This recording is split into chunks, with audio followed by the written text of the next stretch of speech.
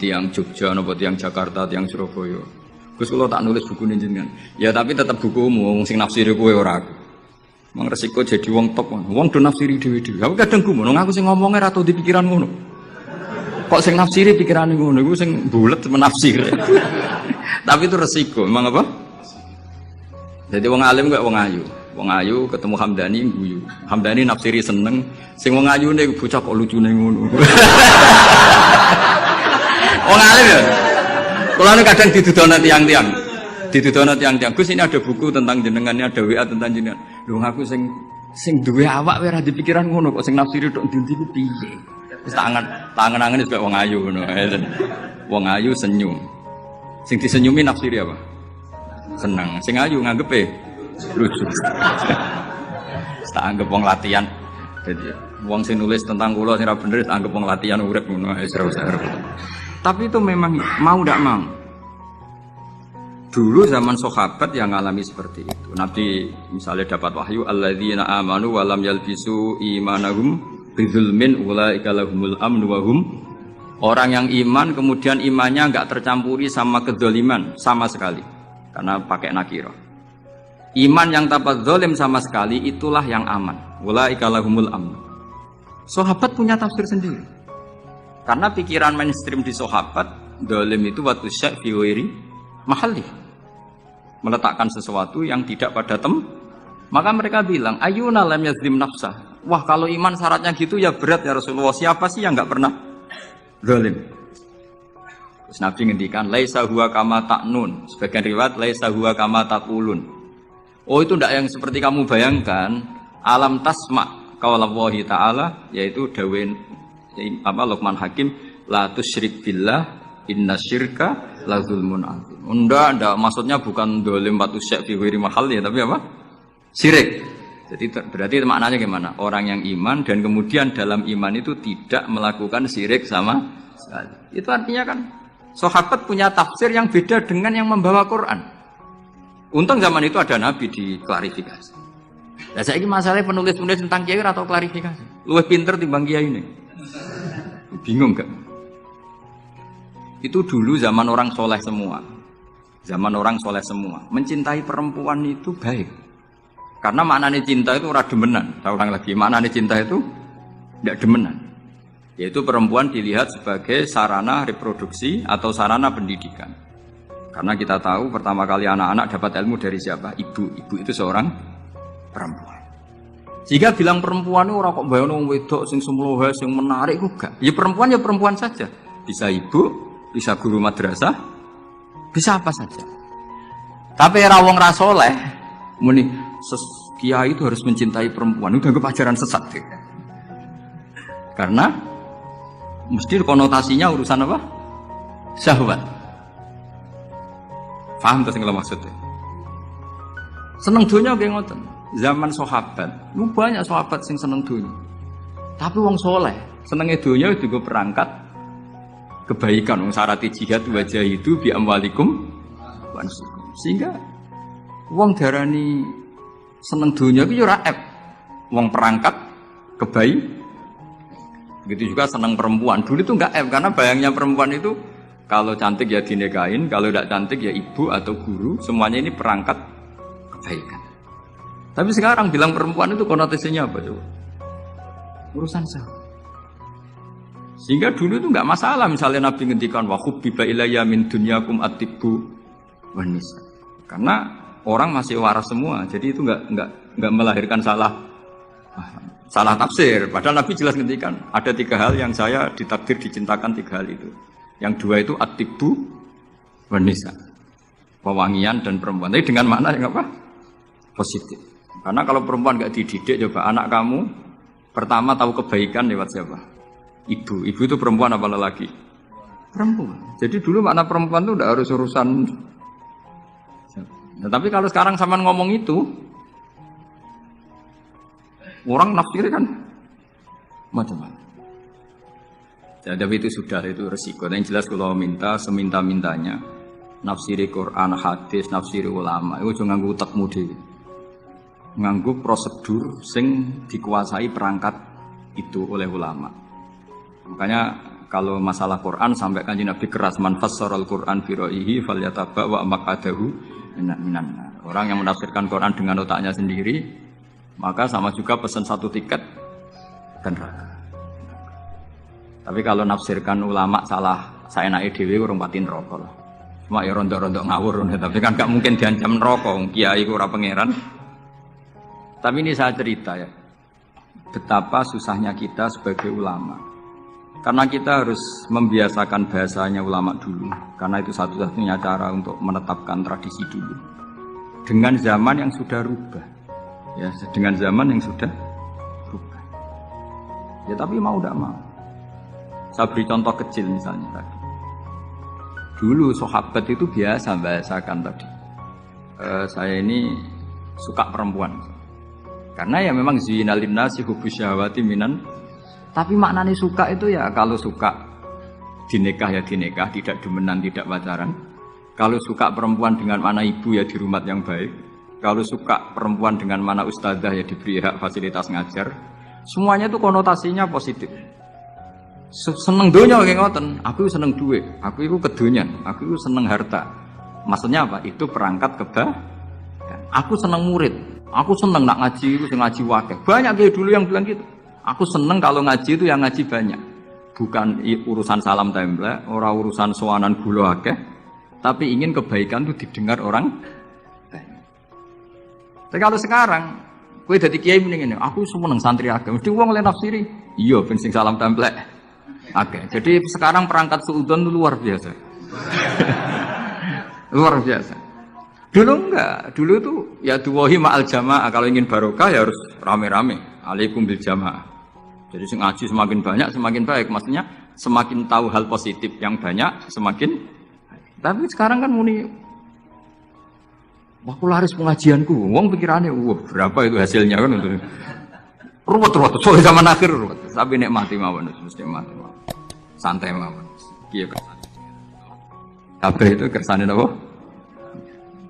Bon niku tentang ilmu sosial ya. Kalau mengutip sedikit. Kenapa saya cerita ilmu sosial? Karena mau tidak mau. Misalnya riba. Riba itu apa coba teman? Ayo sampean anen riba itu bunga apa kelebihan?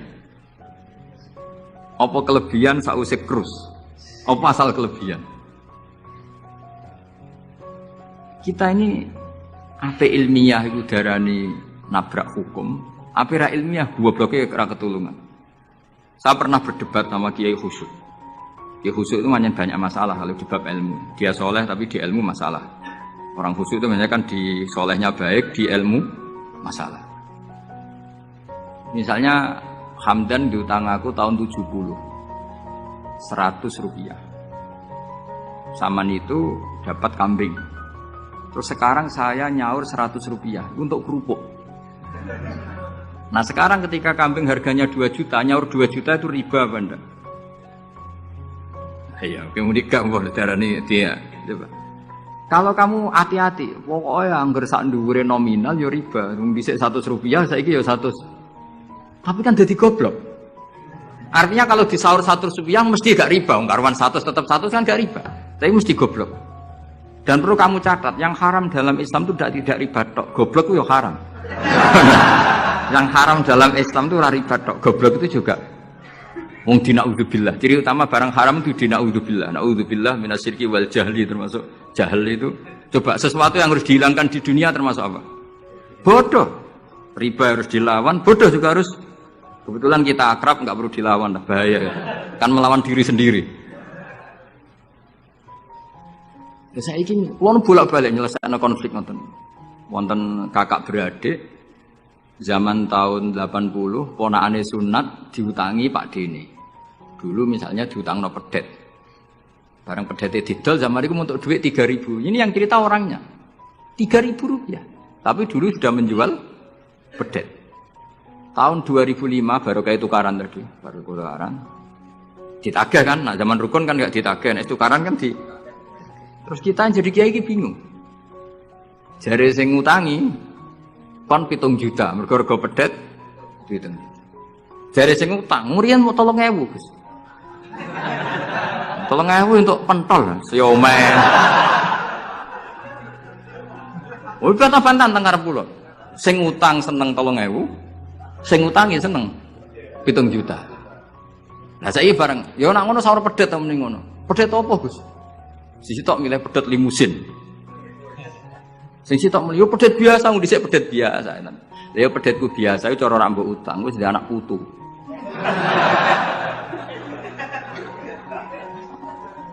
Coba tahun 70 nak duwe anak putu wis luwes ta kandha. Tapi jare sing utang, lah anak mati. Coba kalau kamu jadi kiai itu coba mau apa coba? Mulane wong dadi kiai iku berat-berat iku. Ora berat iki, konsultan hukum iku sampean dadi pengacara, menang ra menang nak sing kelas Jakarta iku sak miliar. Nak kelas kabupaten jek 5 juta. Dadi kiai gak salam templek 20.000 taruhane swarga neraka. Wong desa paling salam templek 50.000 20.000. Takokane nek dijawab kliru swarga. Ane kula anggere dalu sing rayu pangeran Gusti wis pantese kula mlebu swarga. Wong ra melok utang kok melok mikir. Murwat. Nggih wonten tiyang setengah demenan, setengah nikah niki lapure mbek kiai. Wonten rondo ku ayu. Wis rondo ayu ning ndi menarik sunnatullah. Dirabi tiyang.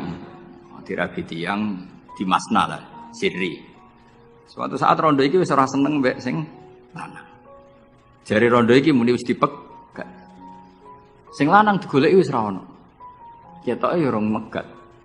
Nah cara hukum itu kan terus kene dadi kiai melok bingung.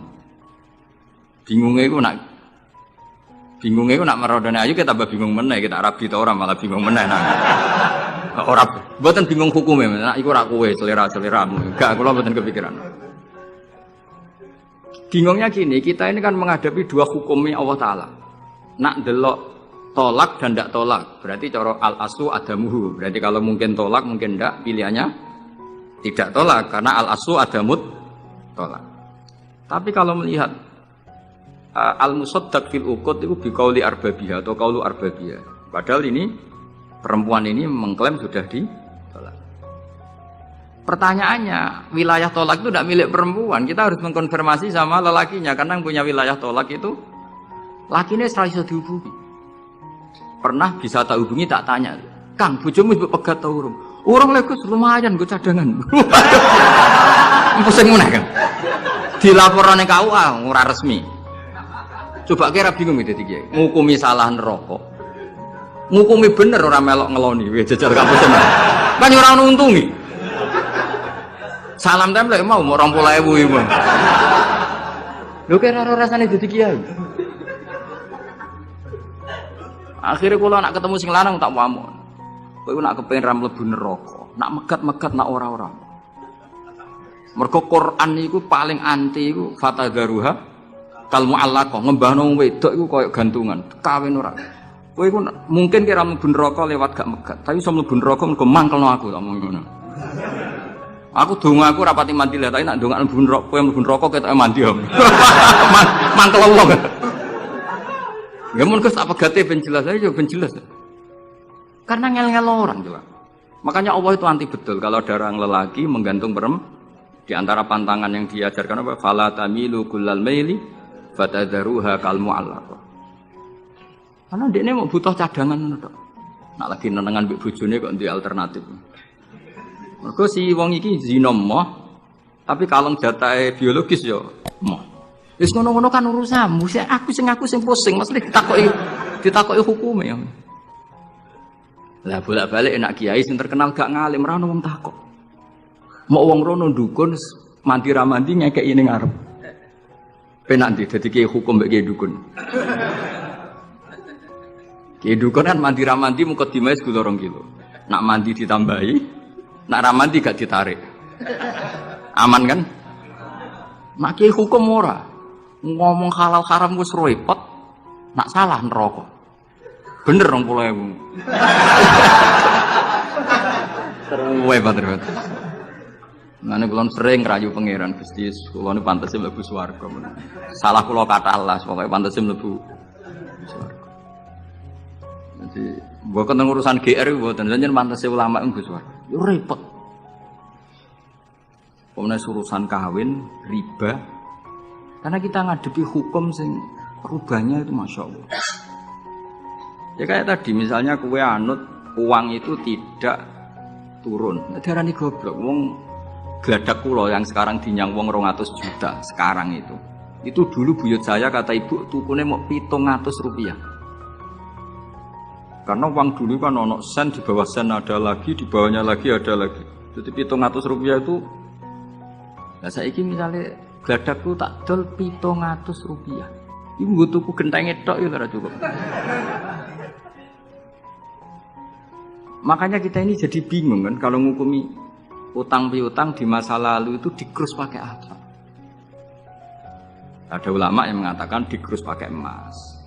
700 rupiah zaman itu kalau digramkan dapat berapa gram? Ya memang itu paling gampang. Sampai sekarang ya kita pun seperti itu. Misalnya, makanya untungnya pangeran itu luar biasa ya. Perangkat itu tetap ditetapkan sama Allah. Misalnya gini, ada orang konflik utang piutang di depan saya. Tak takoki pedet zaman itu regine pinten, Mbah? Zaman itu 700 Gus atau 3000. Ya sudah kita tanya di apa itu? Di apa sajalah tanya yang ahli-ahli emas itu tahu. Zaman itu 700 rupiah atau 3000 dapat emas sekian gram. Mau ndak? Jadi Allah itu menyediakan perangkatnya. Dalah kula nu kathah kanca akrab sing bakul emas. Jadi kula nu akhirnya takok, "Dek, iku golek referensi emas tahun 70 itu. 3000 untuk pirang gram?" Ternyata ya untuk akeh. Karena polanya sama, napa? Emas itu kan sama terus sampai ila yaumil kiamat. Makanya bank di dunia pun, World Bank maupun BI sampai sekarang acuannya tetap harga emas. Itu Allah Subhanahu wa taala. Allah itu zat sing maha pinter. Jadi nilai dolar, nilai rupiah gak stabil tapi nak harga emas tetap stabil. Artinya gini, kalau kita utang 1 juta zaman itu kok untuk emas 2 gram, 10 tahun kemudian ya sudah, pokoknya emas 2 gram. Meskipun sekarang harganya 4 juta. Paham ya? Jadi tetap Allah itu damel perangkat. Akhirnya kula ya dadi ulama ya rapati bingung. Yus pokoknya kruse emas ku piro? Iki nak kowe anut aku. Mungkin yang buat takoki aku. Nah, lara anut aku ya aja takok aku. 20.000 ngajak neraka.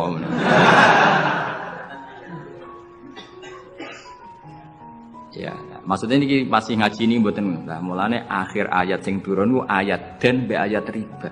Goden ya mari riba, riba iku ya mergo den. Saiki sing utang iku ora masyarakat tok, kiai sak santri-santri yo tukang. Mulane BPKB-ne do pinter-pinter. Nak sekolah do suwi ya? Apa sediluk? Ada enggak orang punya motor BPKB-nya di rumah? Ada 10%. Sak kampungmu. Enggak, maksudnya dari satu kampung, itu sing BPKB ra sekolah pirang persen? Pira? 0%. Oh, no. Pira itu? Ana sedaya iku berarti wong kusuk. Ampun, weling mesti iki tukang gadekno. Pirang persen Kang Ali? 10 ana. Dari pira ana? Iso ana 10. Ana.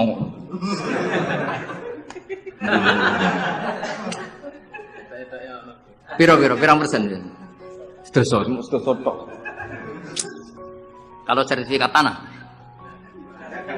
akeh ndi? Maksudnya lebih akeh sekolah ya apa akeh ning omahe? Oh, berarti nak motor, mobil akeh sing sekolah. Nak rumah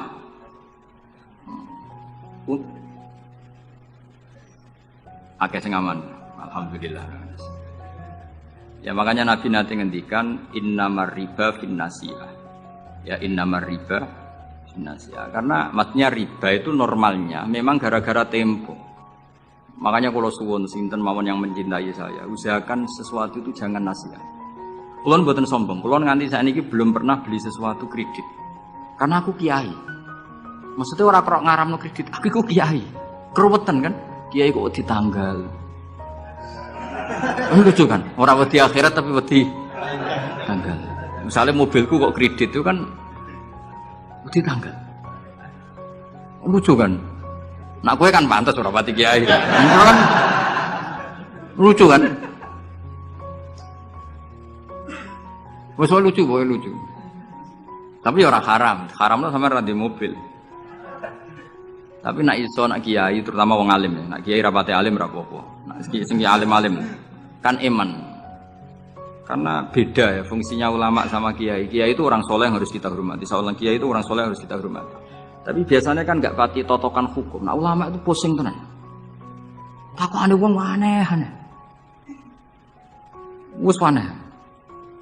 Kemudian kadang ono wong dibojo nganti loro, sing lanang loro. Ini perkara gitu. Mengkonfirmasi pertama kata suaminya menceraikan, akhirnya sing wedok wani